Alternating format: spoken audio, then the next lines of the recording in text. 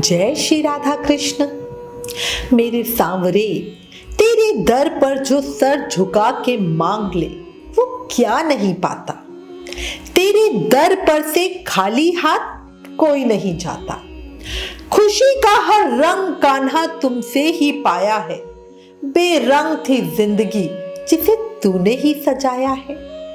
तेरे ही दम पर अब हमें जीना आया है। बोलो बांके बिहारी लाल की जय, मोर मुकुट बंसी वाले की जय, वृंदावन बिहारी लाल की जय, मेरे श्यामा श्याम की जय। सच्ची कान्हा के सामने समर्पण करो, अपनी जिंदगी उन्हें सौंप दो, फिर सब देखना अच्छा ही अच्छा होगा। ऐसे एक दो नहीं, बहुत से भक्त हैं जिनके जीवन की नाव चल ही श्री कृष्ण के सहारे रही है। वो खुद कहते हैं हमें नहीं पता जीवन का, बस हम कृष्ण का नाम लेते हैं और सब कुछ अपने आप हो जाता है ना। आज आपको ऐसे ही एक भक्त परिवार के जीवन का सत्य अनुभव बताती हूँ, कैसे उनके समर्पण से उन्हें कृष्ण का सहारा मिला। हम सभी लोग देखो उस जनरेशन से है जिन्होंने श्री राम के भव्य मंदिर का निर्माण देखा, खुशी और उत्सव मनाया। पर हम सब उनमें से भी हैं जिन्होंने कोरोना जैसी महामारी देखी और अपने बहुतों को खोया भी, अपने प्रियजनों को। अब जो सत्य घटना आपको बताने वाली हूँ वो लॉकडाउन के समय मार्च 2020 की है। तो कुछ पुरानी यादें जो बहुत बुरी है वो कुछ आपके दिमाग में आएगी, बट विश्वास रखना ये अनुभव आपका विश्वास श्री कृष्ण पर और बढ़ा देगा। दिल्ली के विवेक विहार में एक बहुत संपन्न परिवार है, छोटा पर खुशियों से भरा हुआ परिवार। इस परिवार में श्री पवन कुमार जी हैं और उनकी धर्मपत्नी कोमल और उनके दो बच्चे हैं, एक बेटा और एक बेटी। बड़ी बेटी इंजीनियरिंग की पढ़ाई वाराणसी उत्तर प्रदेश के इंडियन इंस्टीट्यूट ऑफ टेक्नोलॉजी से कर रही थी। बेटा 12वीं की परीक्षा कर रहा था। पूरा परिवार बहुत खुश और प्रेमी भक्तजन है। सभी श्री बांके बिहारी जी महाराज के अनन्य भक्त हैं। बहुत गहन आस्था है सबकी बिहारी जी पर। पवन जी और उनका परिवार पूरी तरह श्री बिहारी जी महाराज पर आश्रित है। उनकी पत्नी कोमल अपने नाम की तरह ही है, व्यवहार से बहुत कोमल, आवाज से बहुत कोमल और शरीर से भी, मतलब बहुत ही स्वीट है वो। पवन जी का अपना जर्नल ग्रोसरी स्टोर है। उनका व्यवसाय बहुत अच्छा है। मतलब देखो जो है ना, भक्तजन होते हैं ना, उन्हें किसी चीज की तृष्णा नहीं होती, ये भी मिल जाए ये भी मिल जाए, ऐसा नहीं, ठीक है, बस अच्छे से गुजारा हो जाए वैसे ही। और ऐसा ही पवन जी का है। व्यापार में उनका अच्छा खासा नाम है। उन्होंने अपने आप को पूरी तरह बिहारी जी महाराज के सुपुर्द कर रखा है। उनका जीवन बहुत अच्छे से चल रहा है। पर कई बार क्या होता है, बीच बीच में है ना कुछ झटके हमें लगते हैं जो शायद हमारी भक्ति को मजबूत ही करते हैं, ठीक है। तो ऐसा ही समय पवन जी के जीवन में भी आया है। हुआ क्या, जिस समय कोरोना का रोना सबके जीवन में चल रहा था, उसी समय की ये घटना है। कोरोना के चलते हर जगह लॉकडाउन हो गया। अब हुआ क्या, वाराणसी में पवन जी की लड़की आशा एक कमरा किराए पर लेके रहती थी। अब आशा है ना, कॉलेज के हॉस्टल में उसने एडमिशन इसलिए नहीं लिया था क्योंकि वहां पे बहुत सारी लड़कियां थी और आशा को ये लगता था कि जब सारी लड़कियां इकट्ठी हो जाती है तो पढ़ाई में खलल होती है। पर अब आशा लॉकडाउन के चलते उस कमरे में अकेली पड़ गई थी। ऐसा होना ये जिंदगी में किसी ने सोचा भी नहीं था। लोग पूरी तरह घरों में कैद थे, बाहर जाने से डर रहे थे, पर उस समय करें तो करें क्या। मार्च 2020 में इंटरनल असेसमेंट एग्जाम्स के चलते आशा घर वापस नहीं आई। पर अचानक ही उस समय में सरकार की तरफ से बंद का ऐलान हो गया और उस समय कुछ भी नहीं हो सकता था। करें तो करें क्या, सब बहुत परेशान थे। आशा वहां वाराणसी में और दिल्ली में उसके माता पिता पवन जी और कोमल जी।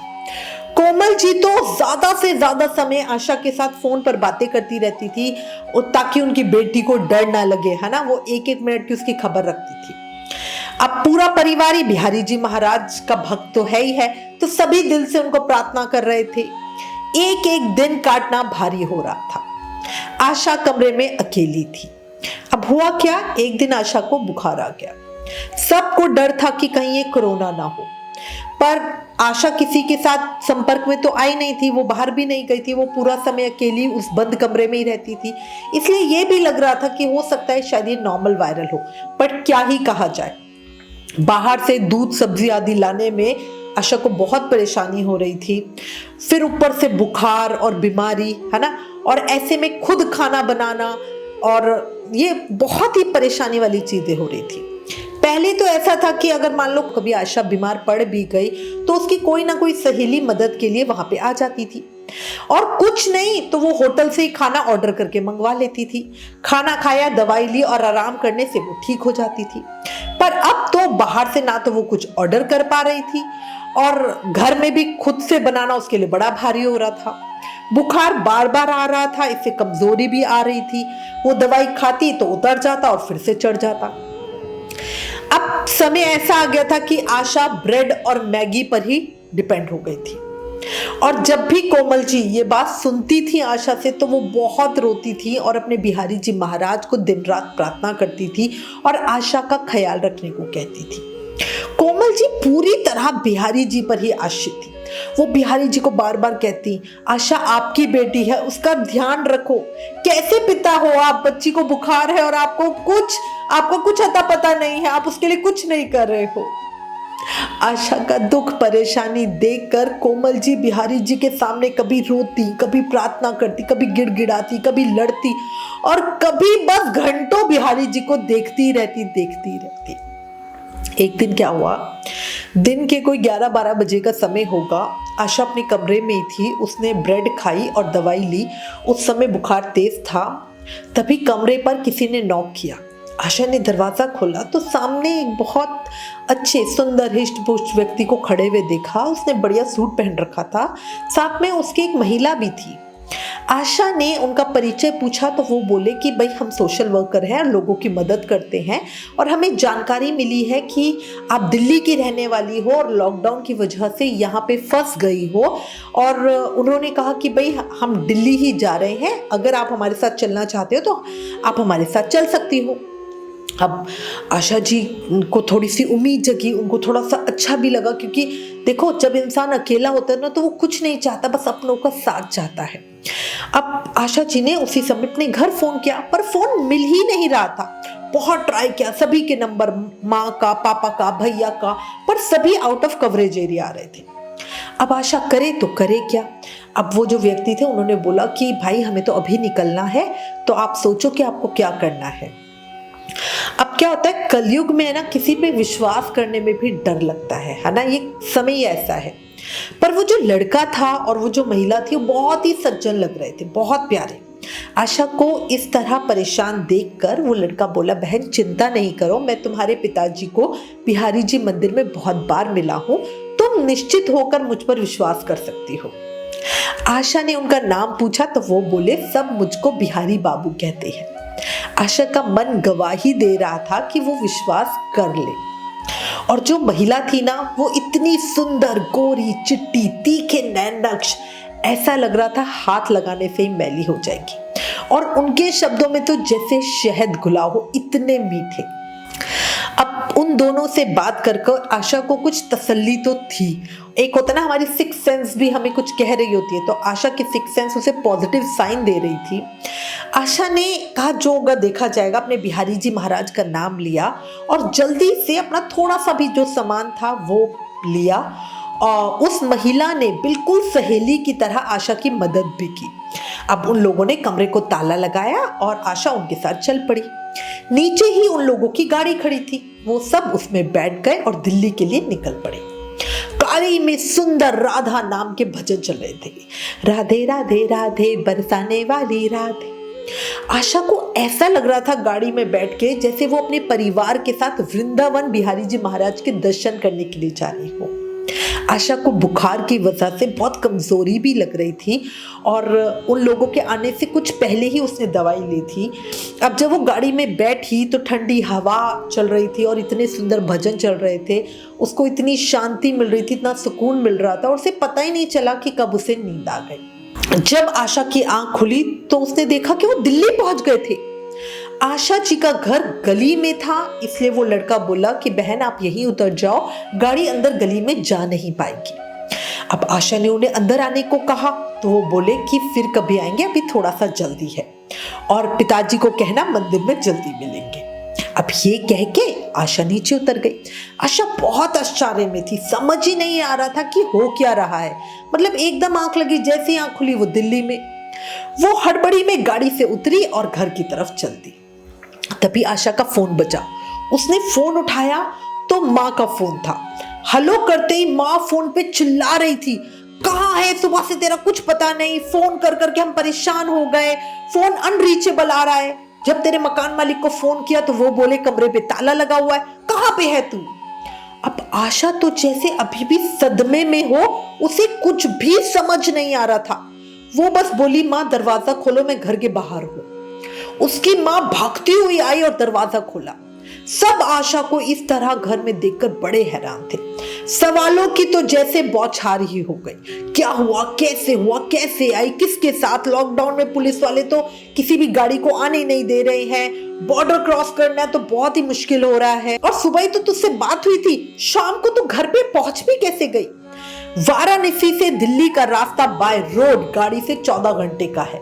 अगर जाम हो या बीच में रुको तो कम से कम 18 घंटे लगते हैं दिल्ली पहुंचने में। मगर इस समय रात के 10:30 ही बजे थे। आशा घर पे पहुंच भी गई थी, कैसे? इन सब प्रश्नों का उत्तर किसी के पास नहीं था। सब हैरान थे, परेशान थे। फिर आशा ने सारी बात बताई और बोला बिहारी बाबू नाम के सोशल वर्कर के साथ वो आई है। आशा ने बताया पिताजी वो कह रहे थे कि मंदिर में वो आपसे मिलते हैं और फिर जल्दी ही मिलेंगे। अब जब पवन जी ने ये सुना तो पवन जी उसी समय जोर जोर से रोने लग गए और वो समझ गए कि वो खुद बिहारी जी महाराज थे और राधा रानी के साथ वो आए थे उनकी परेशानी हल करने, आशा की मदद करने। बोलो बांके बिहारी लाल की जय, मोर मुकुट बंसी वाले की जय, ऊंची अटारी वाली की जय, हमारे श्यामा श्याम की जय।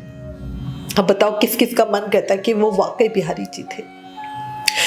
खुद सोचो बिहारी जी महाराज के सिवा वो हो भी कौन सकता है। 18 घंटे का सफर महज 10 घंटे में कैसे हो गया, वो भी बिना कुछ खाए पिए, बिना कहीं रुके। आशा जी 10 घंटे सोती ही नहीं और ठीक जैसे ही घर के पास पहुंची वो उठ गई। कैसे? क्या इतना लंबा सफर बिना कहीं रुके नॉन स्टॉप करना पॉसिबल है? उन सज्जन को घर का एड्रेस कैसे पता? मतलब देखो, दिल्ली पता है, ठीक है, ईस्ट दिल्ली पता है, विवेक विहार पता है, ये भी ठीक है, पर बिल्कुल एग्जैक्ट घर का एड्रेस, बिल्कुल घर के बाहर ही गाड़ी रुकी। क्या आपको ये सब आश्चर्य नहीं लगता? लॉकडाउन में बॉर्डर कैसे पार किए? मतलब जिन लोगों ने एक्सपीरियंस किया होगा उनको पता होगा कि किसी भी जगह के बॉर्डर को पार करना बड़ा ही मुश्किल हो रहा था, और वो तो वाराणसी से दिल्ली के बीच में कितनी ही जगहों से होते हुए आए थे। ऊपर से फोन, पूरे रास्ते फोन ही नहीं मिला। आशा जी की माँ, पिताजी, भाई सब ट्राई कर रहे थे और गाड़ी से उतरते ही फोन भी मिल गया। मतलब क्या गाड़ी में जैमर लगा था कि फोन नहीं मिल रहा था? अब आप बताओ किस किस का मन कहता है वो बिहारी जी महाराज थे, जो पवन जी की नैया पार करने आए थे, आशा जी की परेशानी दूर करने आए थे, कोमल जी को सत्तावना देने आए थे। भाई मेरा तो पूरा विश्वास है कि वो हमारे बिहारी जी महाराज के अलावा कोई हो ही नहीं सकता। वो हमारी राधा प्यारी और हमारे कान्हा ही थे। ऐसे ही हमारे बिहारी जी भक्तों पर कब किस तरह कृपा करते नहीं पता।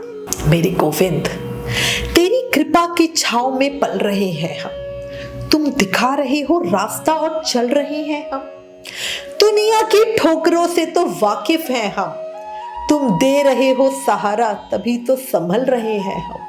बोला कृष्ण कन्हैया लाल की जय। कौन कौन मेरे कृष्ण के सहारे संभला हुआ है? अभी कमेंट करके एक जयकारा लगाकर श्री कृष्ण के श्री चरणों में अपनी हाजिरी लगाओ।